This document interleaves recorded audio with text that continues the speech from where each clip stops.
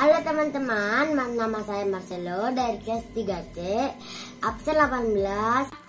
Hari ini aku akan menjelaskan bahan-bahan dan cara membuat asinan Betawi. Ini pertamanya adalah sayuran. Di sini ada toge, ada yang dipotong wortel, yang dipotong sepanjang korek api, ada lada, dan ada tahu kitau yang dipotong dadu, dan di sini juga ada mentimun, di sini juga ada kol putih yang sudah dipotong-potong, dan di sini juga ada sawi asin. Di sini kita juga sudah dibantu mama saya ya untuk menyajikan saus pedasnya.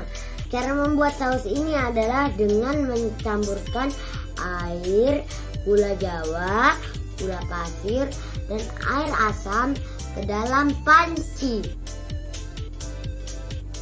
Untuk bumbu halusnya, kita membutuhkan bawang putih, ebi kering, cabai rawit merah, kacang mete, dan juga kacang tanah.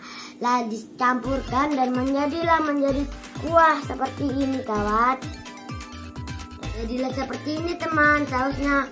Dan ini untuk taburannya kita membutuhkan kerupuk asin dan juga kacang tanah. Itu kerupuk kuning sayang, bukan asin.